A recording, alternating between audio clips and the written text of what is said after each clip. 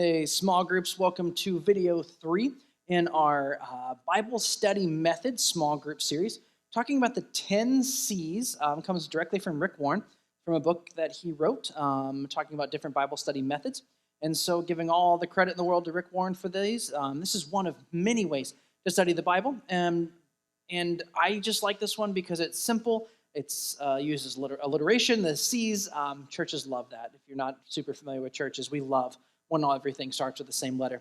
Wanted to review real quick the C's that we have gone through already, and then we're going to cover number 5 and number 6 in this video.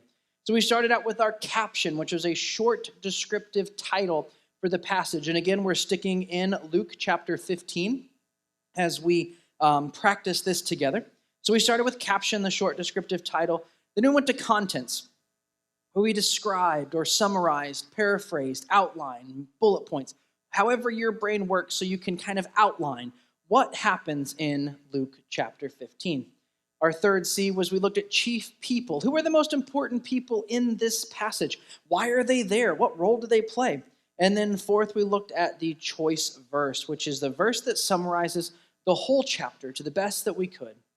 So now we are in number 5. Our fifth C is crucial words.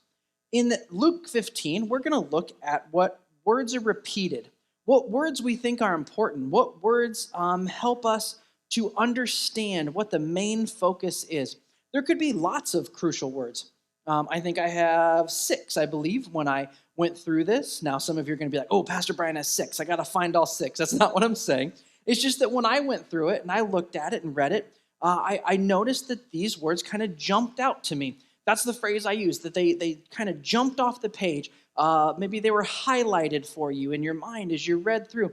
Or maybe you noticed, like, wow, that word's said quite a few times. I think that might be important. So what I want you to do now is read through Luke 15 and come up with your crucial words. What words do you think are most important? And then when you've done that as a group, I want you to discuss them, share with each other what words you thought were crucial, why you thought they were crucial, and kind of what they mean to you in the context of Luke chapter 15. When you've done that, push play, and we'll head to our next C.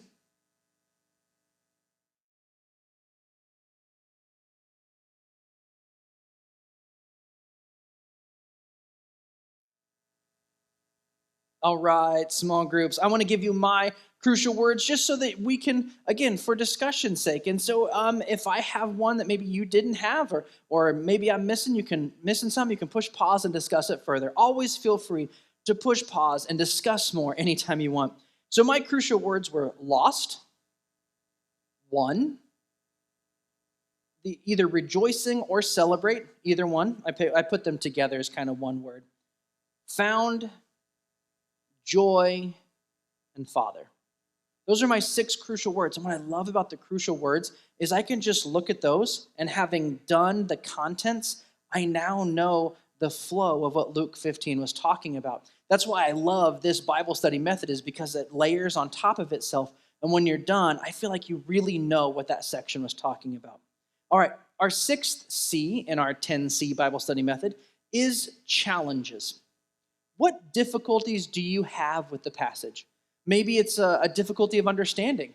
I think Luke 15 can be pretty straightforward, but if you jumped into somewhere in Isaiah or Jeremiah, Daniel, Ezekiel, Revelation, like there could be things that you're like, I have no idea what that's talking about. And don't worry, neither do I. I study it, I read what other people much smarter than me have to say. And so that may be what you have to do. So what are the challenges you have in understanding? Maybe it's a challenge of application.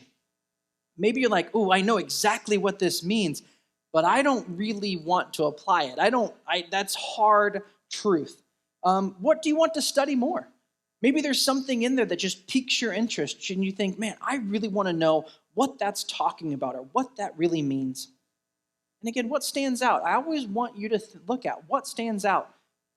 Because today when you read Luke 15, and a year from now when you read Luke 15, different things can stand out because God is working with you and molding you and shaping you today and will shape you maybe differently in a year. So, what difficulties do you have with the passage? What don't you understand? What do you want to study more about? What stood out to you? Take some time as a group. This one will probably take a little bit more time, and that's fine. Write them out. And if you're not writing them out, that's fine. Talk about it. Talk about it verbally. Discuss it as a group. Take the time to do that, because I think when we look at the challenges, we can really see where each of us can come alongside of each other and build each other up and walk beside each other, because maybe what you are struggling with in the understanding, maybe someone's already processed that and already studied that. You guys can come together. So enough of me rambling, enough of me talking. Take some time to look at the challenges that you have with Luke 15.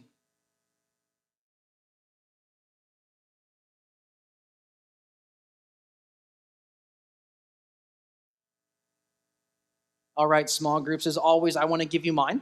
I want to be transparent with you when it comes to the challenges that I have with this passage. So I think I had 4. Let me check my notes. Yeah, 3 and then one other thing.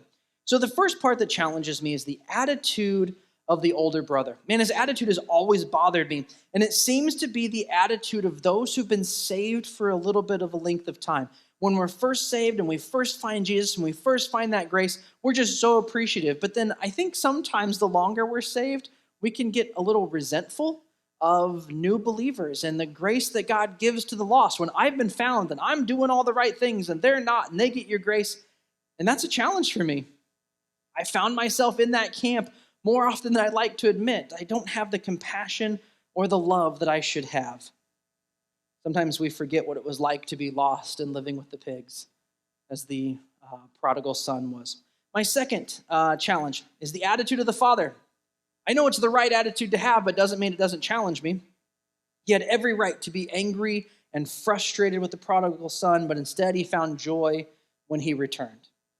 My question to myself is, how can I make this my attitude?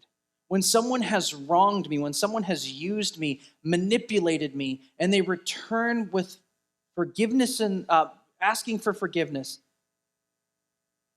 how can I have the attitude of the Father, that welcoming joy?